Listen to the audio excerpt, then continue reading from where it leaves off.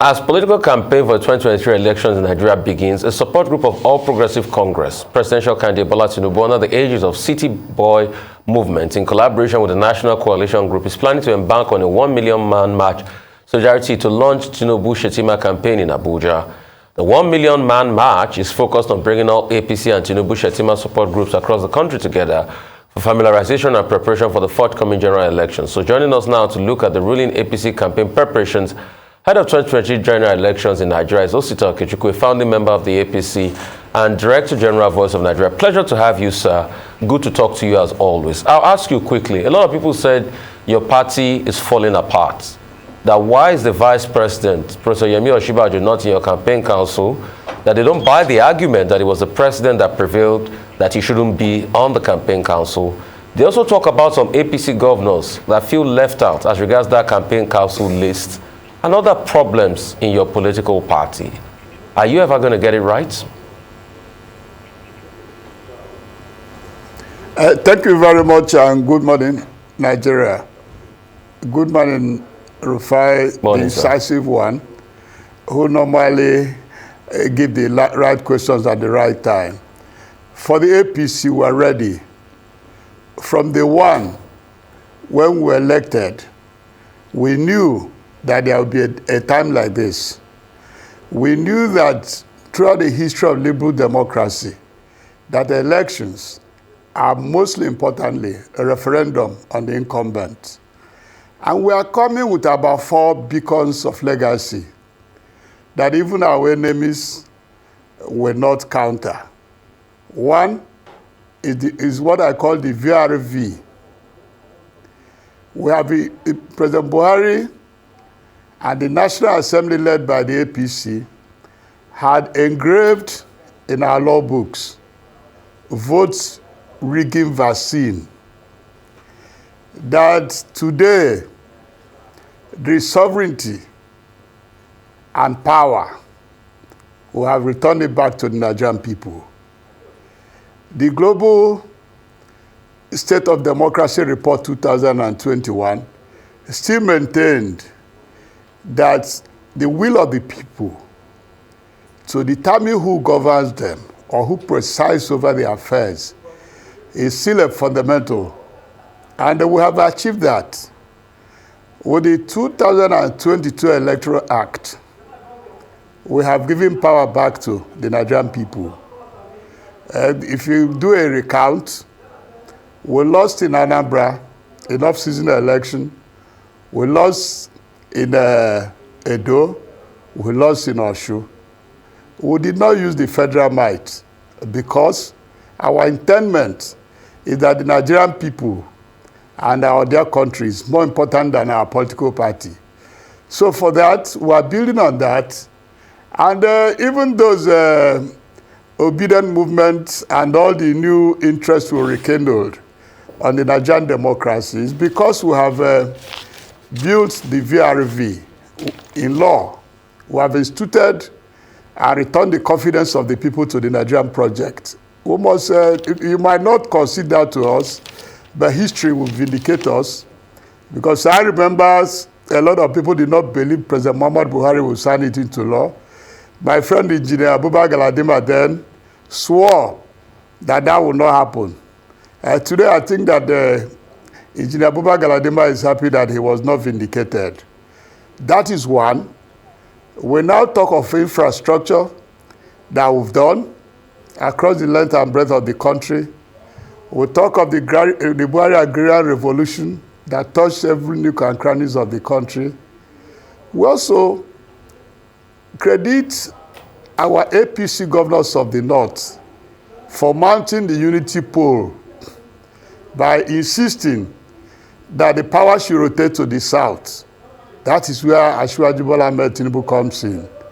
Our sister political party, the PDP, they could not mount the unity pole.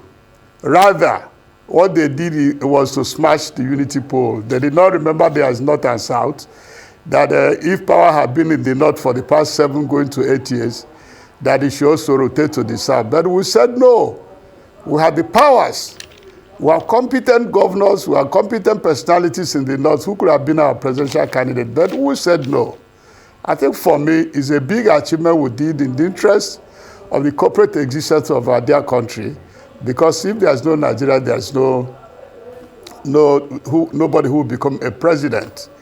On the issue of our campaign council, for God's sake, 422 persons, eminent Nigerians, and members of our political party, for me, genuinely and candidly, represents our 41 million member of the APC. 41 members of the APC who all cannot be members of the Presidential Campaign Council. And there's one presidency. If the presidency is the chairman, it will be untidy to make the vice president the vice chairman. It then means we have abandoned governance, as Festus Kayamo said. So please, let's not bother ourselves about the Presidential Campaign Council. What of some of us? We were Presidential Campaign Council of the defunct APP, defunct MPP, defunct CPC, defunct APC when we took off. But there were people who never voted for the APC that came and took over offices, more juicy than ours. So because you are not a member of the PCC, does not determine what happened when we win the election. So I think the most important thing we should all work towards is how to win the election, because we have engraved the VRV, which means we cannot, because we are incumbent, just go to sleep that we are going to win. We must be afraid of some other forces, especially the obedient movement, because luckily for us, the APC had also gone to bed. They have fought themselves down the hill. We are no more as afraid as we were of them, because let them wake up first before they can go for fights. Thank you. Well, all right. I mean, personally, I'm not bothered about the campaign council list. But then clarifications are necessary, especially when there are feelers that the NWC seems to be uncomfortable with the manner in which the list was released to Nigerians. There are undercurrents about the fact that a three-man committee was formed by the NWC, which was meant to work with the campaign council to ratify the list. But that didn't happen. The party didn't release that list. It was the campaign, office of Asiwaju Bola Ahmed Tinubu. And people are saying that in that, yes, you have explained the fact that, yes, the vice president and the secretary to the federal government wouldn't need to be there because government won't be, grounded. But then there are other people that people are saying that they are all Christians. Are we saying that when you have a situation where Dogara, where the vice president, where the secretary to the federal government, where Senator Elisha Abo, where Babachi Lawal, and so on, are not there? Is this the question of saying that you don't want to give Philip to the fact that you do not need core northern Christians to be part of the campaign? And then could you add, to the table why, for example, the spokesperson of the current administration, Lai Mohammed, Minister for Information, Culture and Tourism, is not on the list? Is there something that is fishy with that list? I don't think there's anything fishy. One, as we grow in our route to liberal democracy, there are lessons we must learn. We beat our chests that we are taking our cue from the American political system. The party is less emphasized. Immediately you nominate or elect a presidential candidate. And I went through that list. Oh, I won't come here today because Osita Okechukwu is not in the list. No. I'm as one of those who contributed in building this house. What I'm saying is that all our job is to make sure that we attain victory. I could glimpse a lot of names coming from the National Working Committee. Unless you are saying and which I was in the party secretariat. I do not see distinguished Senator Abdullahi Adamu trying to say he wanted to be chairman of the campaign team. Nobody says that. So they have a good representation. The Northern Christian, they have their good representation. Now, we're not actually looking into that bit. The governors, yes. Even the list of 422 do not mean that back down the line, there won't be other members that will be co-opted in subcommittees. It's natural in liberal democracy. So I don't see what the clarification or classification. So it doesn't happen in liberal democracy. The presidential candidates and the leadership of the party had met severally. And this is the list they brought.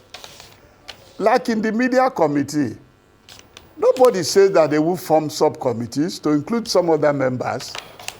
In the finance committee, nobody said they will not form more subcommittees to extend their tentacles, to mobilize. So it is not anything anybody could. I think that I think it's the PDP that is trying to give vent to this kind of agitation. Because of their intra-crisis, they want the APC to have their own crisis. Luckily, the APC doesn't have that. So let's move into what are we presenting to the Nigerian people. And I said so, that we have today rekindled the hope of the Nigerian people. We have returned the faith of the Nigerian people in the Nigerian project. That is why we have more registrants. As the last count, about 90 million registered voters. Why is it so? It's because we are giving hope. And we have demonstrated it in off-season elections. When we mobilized 34,000 policemen to Anambra, a lot of people said they are going there to rig for the APC. Mr. President said no. And he went to the United Nations General Assembly and repeated his commitment to free and fair election. So I think that based on that plank, the Nigerian people, the power is in your hands. Nobody, no group can subvert the beavers machine because there is no polling unit in the country I know. There is no ward in the country I know. No state in the country I know. No geopolitical zone I know where the ongoing hype, they will decide. We will decide had gone. It is no more the era where you surface at the polling unit, you finish your accreditation, you go home, and come back by 2 p.m. to start voting. No. Immediately your picture is captured, and it's the same with the picture at the PVC, and your thumbprint is the same. You go ahead to vote. Before you know, the vote polling time had gone. And those who are waiting at the collation center will not find anybody to hoodwink and pad the numbers. And luckily, as I said, no polling units where there are no two contending political parties that will insist that the result will be transmitted. And immediately it is transmitted. That is final. It goes to the INEC portal. Somebody, when they were trying about nomination of INEC officials, some people came with their money. Who told them the INEC official had little or no business from the beavers? It's not more those days. Togri had little or no business. And when you clear Togri, and you do not go ahead to bribe INEC to get a result, then we are going for real democracy. I think that is one of the greatest achievements we've done. Okay. And we are not deceived. We are working day and night, trying to put all our structures in place so that nobody can hoodwink the APC. Okay. A lot of people are asking that you said the APC doesn't have a problem. They say no. The APC has multiple problems. Number one will be some members of the CPC, people like you that have worked so hard for the party, that feel disgruntled that other people that came just like yesterday are given better positions, and you've made mention of it just now. That's one. The division between the ACN wing and the CPC wing and other wings in the APC. That's one, the jostling for power. Secondly, is this conversation about, Muslim ticket that your party has argued vehemently that it doesn't matter, it's not a big issue, Nigerians will decide. Yes, granted argument. But why is it that your party still keeps going to meet all sorts of bishops just to enunciate the argument further? The PFN had to, remove itself as a body from the meeting that happened with some Northern Pentecostal bishops. Just like on the day of your unveiling, you had a show of bishops being there. Why is it that you can't just leave it and wait till Nigerians to make the choice, rather than this meeting of bishops everywhere, and you keep saying it's not an issue? Let me start by saying that anybody who did not find his name in the PCC should go and walk. The day we're going to distribute offices after winning, the issue of PCC might be secondary, because we have geopolitical zones. We will set A ministries, C geopolitical zone, B ministries, boards. When you get back to your area, that is where you are dealing with. You are no more dealing with Asiwaju, Abed Tinubu, or distinguished Senator Kashim Shettima. You are now dealing with your local group who nominate 3 persons per slot to Mr. President. So if you go by hindsight, I said so here, whether we are in the mother household of the CPC, in a polygamous APC family, did we get the juicy ministerial appointments? Did we get the juicy the boards? It doesn't happen that way. Try history. So let's not bother ourselves about the PCC. That's my advice. Let's work towards victory, because we are heading to victory. But if we make any mistake, then we might be in trouble. So we should avoid that mistake. Let's not enter the ditch where the PDP has entered.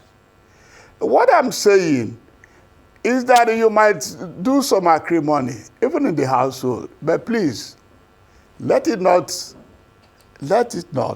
in any way block our move to continue to give the Nigerian the agrarian revolution, to continue to be head on in fighting insecurity, and to continue the infrastructure we have, President Muhammadu Buhari had commenced.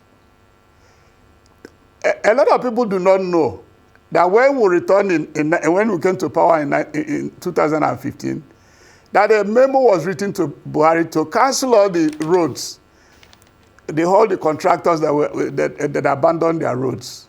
The man said no. He took time to go through the files. Some were not paid for 4 years. Some were not paid for 7 years. Please, the little money we have, pay them. If they now fail, give them markings based on the money I paid. Some people forget that the same Buhari has spent over 2 trillion naira in trying to do what is called the bailout fund for some governors who deliberately did not pay their staff for 20-something months, some for 15 months, some for 10 months, some for 6 months. Did not pay pensioners. I remember jokingly, in one of those meetings, I said, Mr. President, I did a small arithmetic. He said, what is that, Osita? I said, sir, if you use 50 million per kilometer, we'll do over 10,000 kilometers of federal roads. If you use this 2 trillion, he said, Osita, maybe you have not worked in the civil service. That if you have, the first month you are not paid, second month you are not paid, third month to 20 months. That what happened is that you continue borrowing. That they want those people that they borrowed money from to be paid. That's why he released the over 2 trillion of bailout fund to various states of the Federation. And it was bipartisan. He did not say only APC states. He paid both PDP states, both APC states, both APGA states.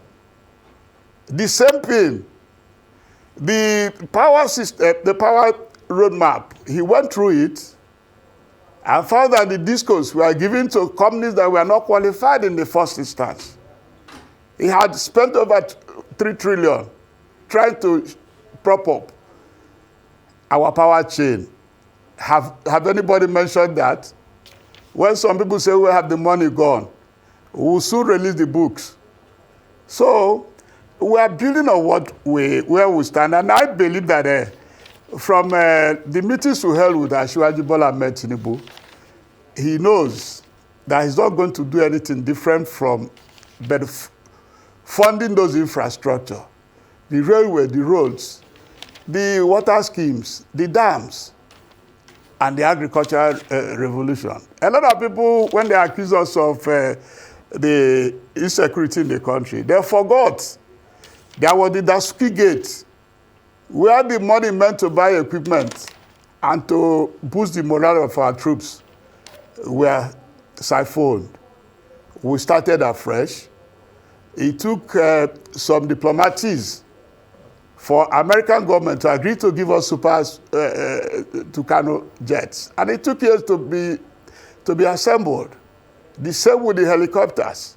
And other minor weapons I cannot mention here. Luckily, they have started coming. And that's why there is improvement in the tackling of our security. Okay, Mr. Okechukwu, I won't stretch the issue of the presidential campaign council list further, even though I'm sure that you are aware that, you know, a lot of people within the APC rank, you know, are not very happy. I'm sure you are aware that Joe Igbokwe, for example, you know, an APC chieftain and a member of the cabinet in Lagos State, says that what that list seems to have done is to reward cowards and idle people. But that's not where I'm going. Where I'm going is the song that the president seems to have been singing for a few days in New York, promising free and fair elections. But back home, you know what is happening. 24 Nigerians, on behalf of millions of people, have gone to court to say that 7 to 10 million Nigerians will be disenfranchised if INEC proceeds with what they have in not completing, in not allowing many of these people to complete their registration. It looks to me like the ruling party, your party, APC, seems to be on board that. Could that be because you're not interested in new voters, mostly youths, who are hell-bent on changing the status quo? So what will be your response to the fact that, yes, the president is saying that let us have a free and fair election, but then we have a good chunk, 7 to 10 million Nigerians, that may not vote in February and March because INEC seems not to have done the needful? How can this be addressed, and what will be the position of your party about this point? Thank you very much. Let me start with my brother, Joe Igbokwe. Joe Igbokwe, I'm happy he said he's not bothered about himself. So for that, I give him kudos. Joe Igbokwe should know that if you're a coach managing a football team, there are those defenders you are going to put so that they will do hard tackles. There are those like Okocha or Iwobi who will be doing the entertainment. So you have to have different defenders. So you will just be begging him, please don't get a red card, but don't allow this this striker to go beyond you, but don't get a red card. So somewhere, I'm not saying recruited, they were attracted or nominated because they had to do the hard tackle. They had to do that bit, but they were begging them as well, like a good coach, that they should not get a red card. So for that, Joe should understand. There are a lot that we cannot say openly. But secondly, on this issue of registrants for voters, there are a lot of canvas along that line. One of which is even some people told me in Enugu that we understand you people are not going to give us PVC. I said, who are you people? He said the APC. I said, is APC INEC? He said, yes. I said, we are not state INEC. Where the governors as emperors do as they like, that they're going to give you a PVC. It's unfortunate that people do not understand that there is logistic imperative in what INEC is doing. For over 1 year, INEC started with online registration. For over 2 years, they said you can register at your local council. Most of those people did not heed those advice. INEC, yes, it has first line charge of getting their fund directly, but they cannot get fund that is not budgeted for. They have already budgeted their fund. They can't recruit those who will do that across the nation without funds. And everybody knows where we are financially.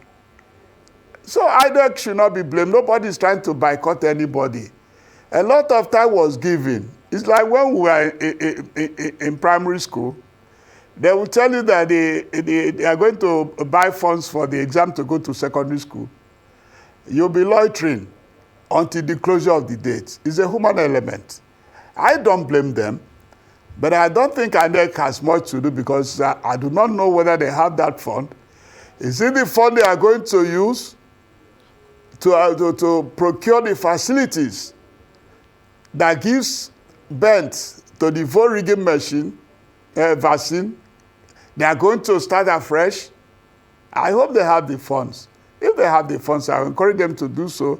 But even the Electoral Act is also saying you should not register till the voting day to avoid the same people who went to court today, to go to court again, to say that deliberately the incumbents, the APC, because they know they are not doing well, they went to Niger, they went to Benin, they recruited Cameroonians to come and register. We want to avoid such, because those are more dangerous than what we are talking about now, my brother. All right. Well, that's a very big thank you to you, sir, for your time as always. Thank you so much for sharing your insights with us.